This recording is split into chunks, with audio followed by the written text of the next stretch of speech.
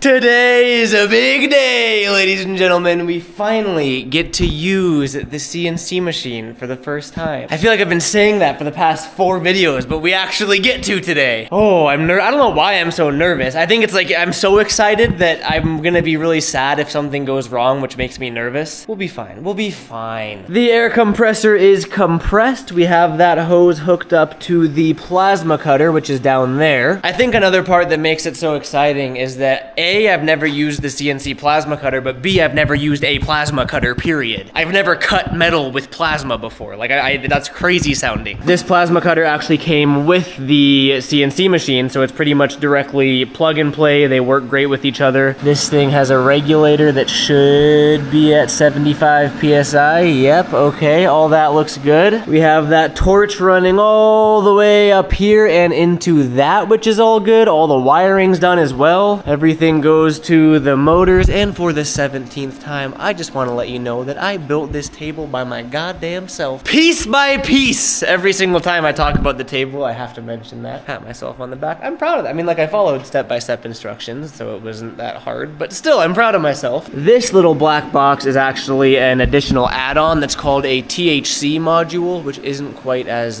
exciting as it sounds. THC stands for Torch Height Controller. This is the torch, what actually shoots the plasma out and cuts the metal, so the torch height controller kind of does what you'd think it does. Like I said, it's an optional add-on, but I chose to opt into it because A, not all metal is completely uniform. Like, to the naked eye, it'll look like a flat surface, obviously, but even if something's off like the teeniest bit, like there's a little bit of unevenness in the metal, every little micrometer matters when you're plasma cutting. So what that little black box does, that torch height controller, is it automatically senses the height that the torch needs to be set at, and it'll make those sort of minuscule adjustments as needed in real time, or at least that's what I gathered from it. I could be completely wrong in my interpretation of that, but I'm pretty sure that's what that does, and it came with a little chip that I had to open this thing up and put the chip on the motherboard, and again, I'm pretty much a rocket scientist at this point. All right, enough blabbering. It's go time. I'm nervous. I found out that I talk a lot when I'm nervous, in case you can't tell. We need this thing, and we have to fill up the water table. Pretty convenient, actually, now that I think about it. God, that is nasty in there. Pretty nice to have a hose that'll super easily reach this right here. My only concern is you can see that this was actually sent in 2 separate halves, essentially, and I had to construct them together and use this silicone to seal it. I followed the instructions perfectly, and it should be waterproof. I don't love that that's relying on my own handiwork to be waterproof, but I guess we'll see. It has these 2 drain holes as well, and I'm just using, so I guess you can fill this water table with, they have a special water table fluid, because it's gonna get nasty and it can rust and corrode. It's going to rust and corrode these little slats, because these are actually replaceable. They're called consumable. I'm half explaining this for myself to like reiterate what I've learned, but also to relay information if you guys care. These slats are consumables, just like these tips are for welding, or like they're things that are going to deteriorate and you buy more of. These slats are gonna get cut into, they're gonna get rusted and corroded, but where I was getting with those drain plugs, it's that if you're using just plain water like I am, you're gonna wanna drain it after every use, whereas they have more expensive plasma cutting table fluids that you can leave in there and flush less frequently. It's just expensive, and we're not there yet, so let's fill this thing up. I really hope it doesn't leak. And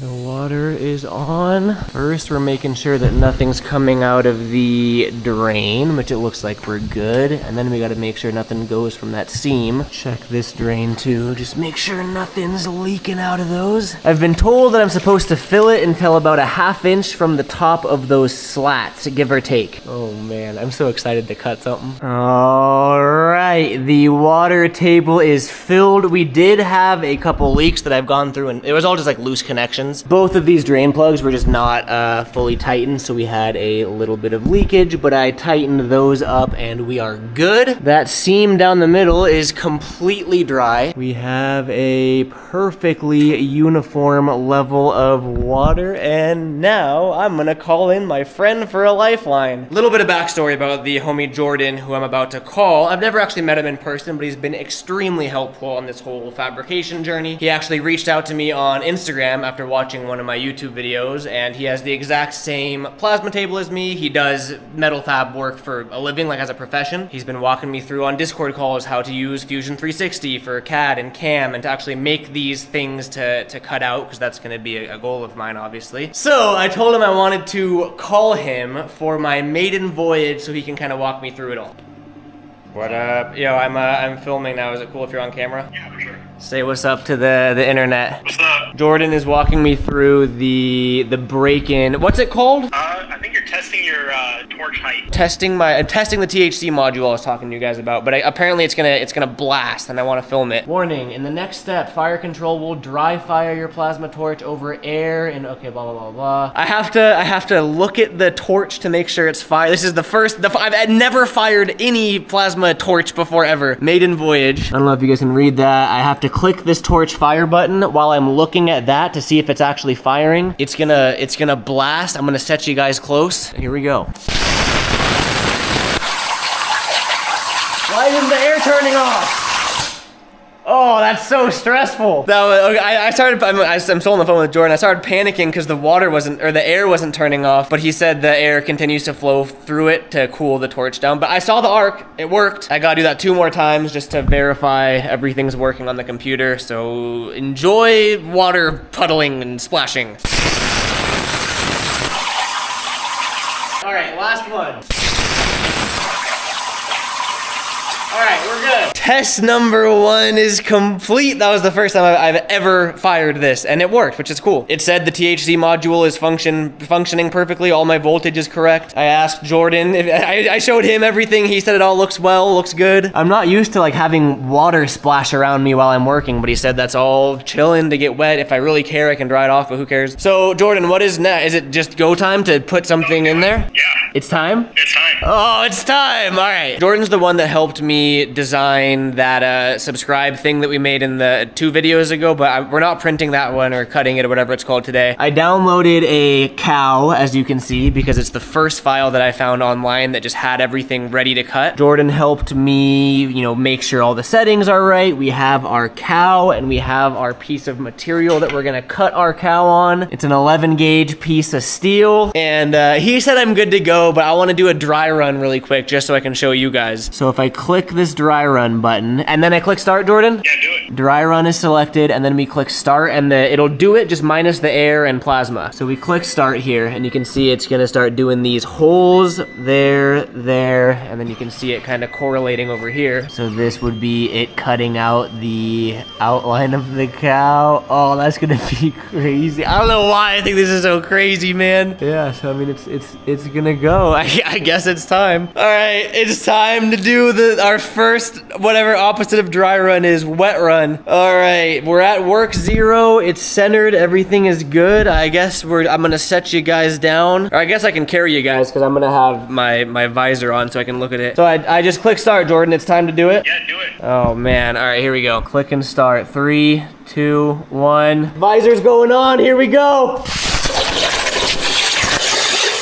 It's cutting.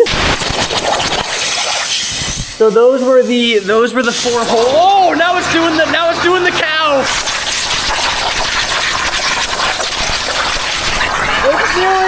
It's funny because I can only see, when I have the helmet on, I can only see like the plasma arc, but I can't actually see if I'm holding the camera in the right direction. I want to go look at it.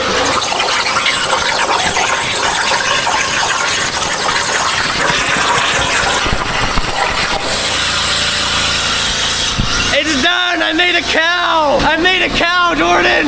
Thank you.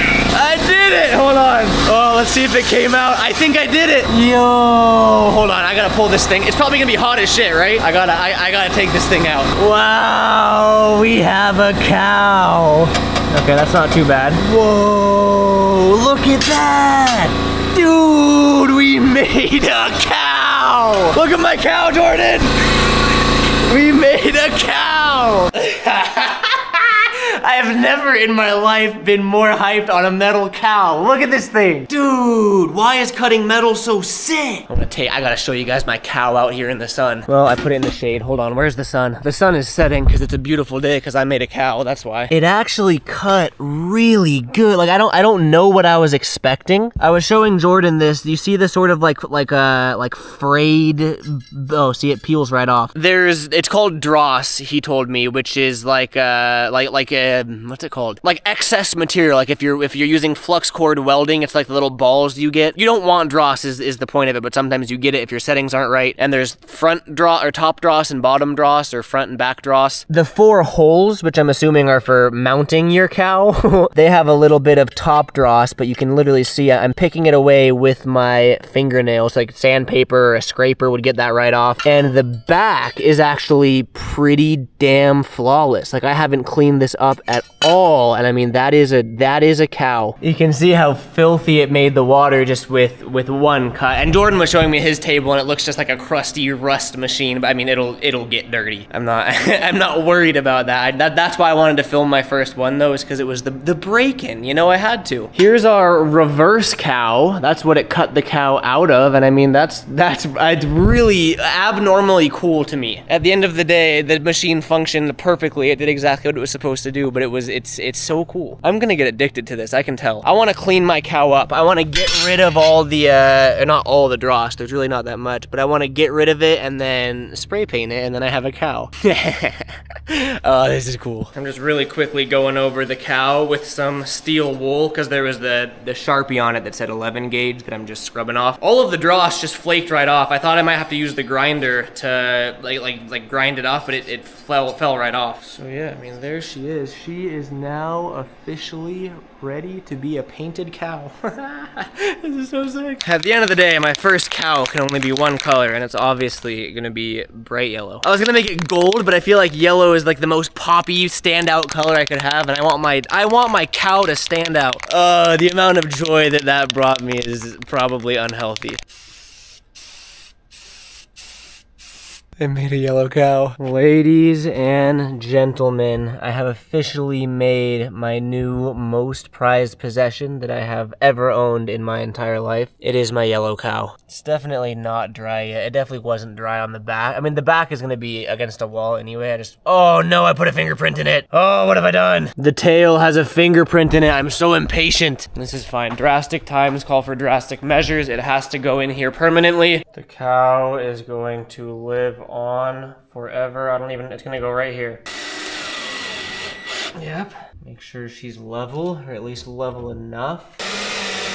There she is. Look at that, baby. Look at her. She or him. I don't actually know. I don't see a ding dong. Maybe it's a her. Do all cows have udders? Now I'm confused. Anyway, I got the table drained. I just put some 5-gallon buckets under there and dumped it all outside so the slats won't rust as quick. The remaining water should evaporate according to our other Lord and Savior, Jordan. Jordan, if you're watching this video, thank you so much for the help. I'm actually hopping on a call with him, well, realistically right now in like 5 minutes to just go over some more CAD and cam stuff, because I just downloaded that cow. It was the first file I saw. I want to make my own stuff. That's the whole purpose of this. That was my first test of the table. So I'm hopping on a call with him to just sort of further walk me through designing and creating my own things. Got the compressor drained and put away. That is drained and good to go. Everything else is cleaned up. I'm gonna close everything, and I guess see you guys tomorrow. This was so sick. I hope you guys felt some enjoyment from this, because this is awesome. In my brain, it's the start of, ooh, a turkey. It's the start of so many possibilities. Like, once I get good with designing, we can, and like fabricating, once I get better at welding and the tube bender, it's like we can really like make anything. It's gonna be a long process. I'm well aware of that, but as long as you guys bear with me, I think it'll be really cool for everyone involved. Okay, see you guys tomorrow. Good morning. It is the next morning now, except that's funny because that's a funny joke because it's nighttime. Because I've literally been on the computer all day trying to teach myself how to use this program. 9:09 p.m. Learning any new program or any new skill, obviously there's a very steep learning curve to a lot of things. I've spent all day watching YouTube University, watching YouTube videos, talking to Jordan, FaceTiming Jordan, asking questions with the cow. Our Lord and Savior, the cow. I downloaded that cow. It's called Cut Ready, meaning you literally just download it, import it into the cutting software, you make sure it's the right size, and you click cut. Jordan had hopped on a FaceTime call with me and walked me through designing my own thing, but I was so clueless that I didn't retain any of the information. So today was educational day for me, where I was going really slow because I was trying to actually learn what I was doing, but I made something. This is the first thing. It looks so stupid. This is the first thing that I made 100% by myself, and let me turn off the point so you can kind of see it. It's a money bag. Why, you may ask? Good question. This here piece of machinery was expensive, right? I like to call myself somewhat of an entrepreneurial type of person. Well, I did here buy this ding dong. What? I bought this thing as a hobby. You know, I didn't have one particular thing in mind I wanted to make, although my goal is to recoup the money spent on it by making things and selling things. Whether that be customized nameplates, whether that be the customized nameplates, that's all I can think of right now. Fingerboard rails, anything that I can cut on a CNC machine, I would like to try to monetize, you know what I mean? Help recoup the cost and further fuel the hobby. I mean, that's the dream. So I'm sitting there on my couch trying to think of things to model that I could hopefully, you know, sell, and I was like, what's a good price point? I feel like 10 bucks is solid. And I was like, okay, what can I make that kind of makes sense to sell for $10? And I'm like, how about a money bag that says $10? So that's what I made. They're money bag keychains that indicate how much money you spent on them.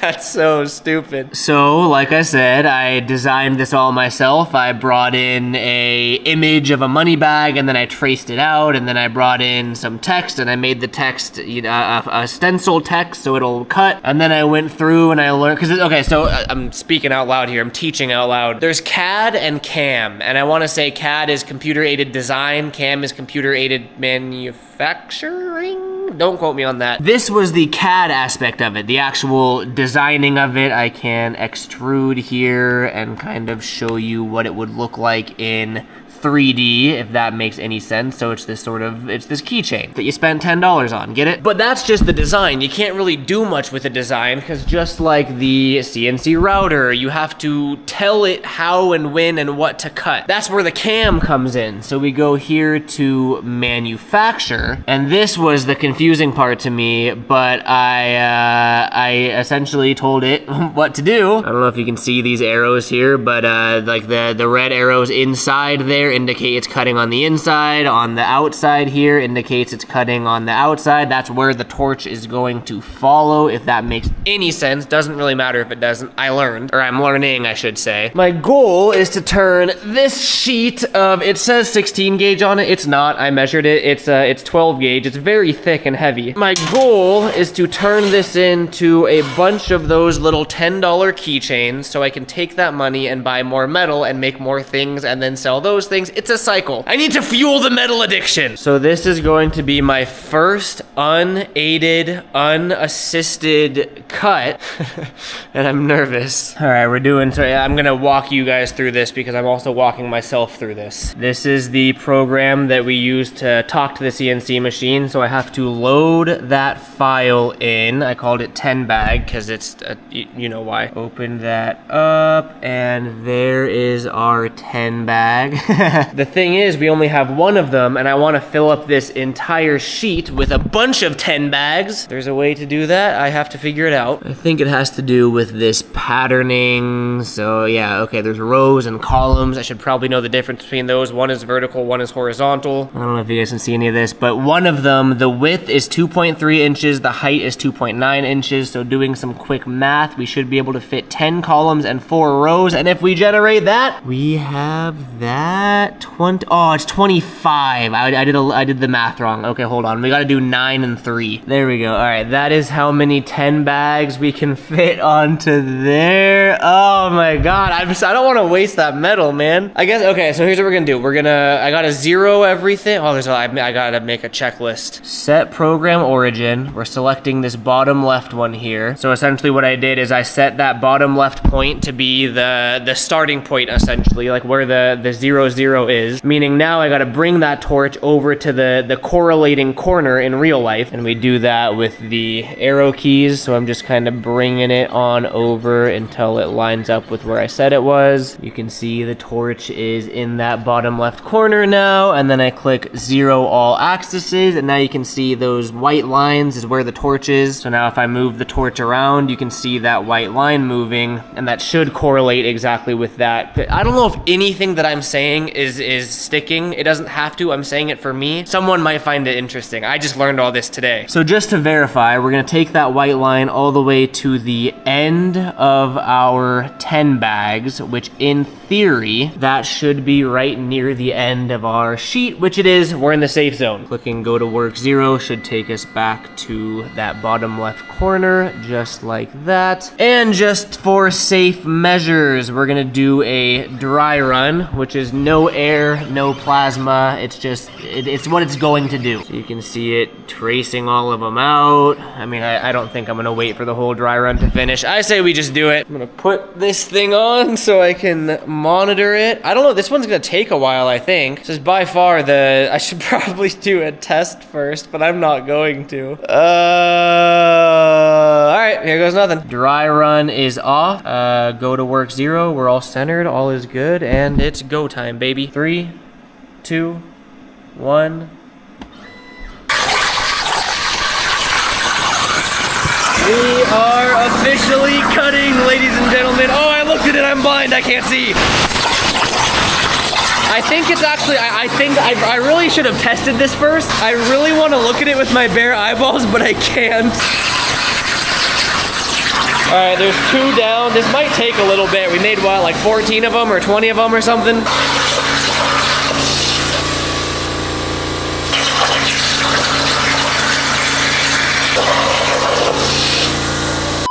Okay, so good news and bad news. Good news is we got some that worked. Bad news is that it broke. I was just on the phone with Jordan for 45 minutes, troubleshooting, and we finally pinpointed the issue. This connection had randomly broken from the factory. It was hanging on by a thread, because that's a pre-assembled part, and it just separated, which caused it to not lift up, which caused that motor to start stripping. You can see we had a whole bunch of mishaps happening here, and these last 3 just came out terrible because there's a problem. That's annoying because it's reassuring because it wasn't my fault, but it's annoying because it's a factory defect. It's not that the wires came disconnected, it's the actual I also cut myself. The actual connection, the connector snapped. So when that metal connector snapped, this wasn't lifting up, so it just stuck onto the metal and was doing it on the metal without lifting up. So then it ruined our tip, which is why these 3 just came out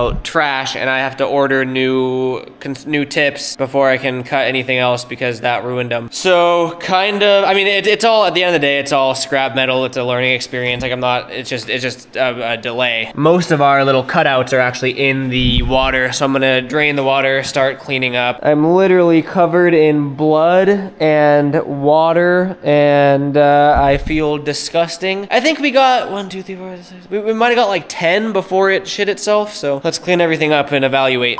And that is officially the end of the clean plasma table. That's why I wanted to do a video of my first maiden voyage, because it is going to look like a sludge puddle for the rest of eternity. Everything is drained out for the most part, and because of the whole issue that happened, I had a lot of cleanup to do, but these were the survivors. There was a lot of dross on the back of them, and I had to take the grinder to them and grind them all down, but I'm gonna paint them. I'm so tired, bro. I'll talk about it more tomorrow. All right, good morning. It's actually morning this time. This is the third day. This video's taken 3 days. That's crazy. I feel better today. I was mentally and physically just drained and exhausted yesterday from literally 8 hours of trying to learn how to model stuff to CNC cut. So when that little connector snapped, which in turn caused the motor to spin without grabbing, which also in turn ruined my plasma cutter tip, I was just like annoyed. But I went into it this morning with a fresh brain, and it's not a big deal at all. Problem solved. I cut it off because I'm gonna reattach it, but you can see this little piece actually got split in half. It's supposed to plug in there, but you can see the part that plugs in is actually still in there. So literally the connector just snapped in half for whatever reason. I cut it off with a black wire here, and I'm gonna go pick up a butt splice and just splice it in there and then wrap it so we're good from water. I emailed, this company's called Langmuir. I emailed them as well. They've been amazing with customer support so far. Maybe they'll send me a replacement if it even matters, which I don't think it does. The only part that's, you know, that's annoying, I'm just glad I didn't cause any damage with the motor slipping, because essentially what happened is with that disconnected, it wasn't able to sense when the tip of the torch was on the metal itself that it was cutting, right? It would go down, touch the metal, which normally it lifts up after so that it can cut, but it wouldn't do that. It would just go down and start cutting and dragging the metal around. Because the tip was just on the metal dragging it around, it put a bunch of extra stress on these motors back here, and because of that, this started slipping. I guess that's the one really cool part about building the table myself as opposed to like buying it pre-built or something, is because I built it, I know every single piece and part inside out. This little clamp connector thing connects the motor to this little screw thing. Because there's so much extra stress on the motor was spinning, but this wasn't tight enough, so this was slipping, so that wasn't actually moving the axis. I went through and tightened that connector, verified that's all working, so that problem is resolved, and then I went through and tightened all of the motors just in case that extra stress loosened anything. Again, most of you probably really don't care about this. I'm just kind of saying it out loud. It did, however, ruin the shield and the actual tip itself, which is why those last 3 just came out looking like absolute dog food. Dog food's crazy. All of those parts are consumables, meaning like those are parts that you're gonna have to replace regardless, that just get damaged and worn with use. They just should last more than 1 use. So I'm gonna have to order more of those, but I'm gonna need those regardless, you know what I mean? Because the tip was just sitting on the metal, kind of melting it, it ruined the tip there a lot quicker than it should have. New consumables are in the mail. I hit up Langmuir support. I'm gonna go reconnect that one wire, just kind of any way I can make it work. Those new tips and stuff get here on Thursday, so unfortunately it's out of commission until Thursday, but at least like the problem's resolved. The part that you care about, or absolutely don't care about at all, but I'm gonna make you care about it. Ladies and gentlemen, I present to you the 10 bag. Look at that, baby. I painted it gold. We ended up having 15 survivors, so I went through and numbered all of them. You can see we have all 15 of them right here. I went through and painted them gold, as you can see, and they actually they came out pretty cool, I guess, for what they are. I mean, they're stupid to begin with, but you know what I mean. Because of the whole machine mishap, like I was saying last night, some of them had a lot of cleanup work needed, and I did my best to sort of grind off all of that dross, but you can still see on some of them, see like on the 0 over there, the upper part of it has some extra material. I mean, they're definitely not perfect by any means. I am gonna have these for sale on my website. I'll have a link. I'm only doing 15 of these, obviously. I'll have a link in the description. I just want to, like, full disclaimer. These are not perfect. These are my first 15 things I've ever made. I don't even know what the fuck they do. Like, they're kind of huge and heavy to be a keychain, but maybe it's just like,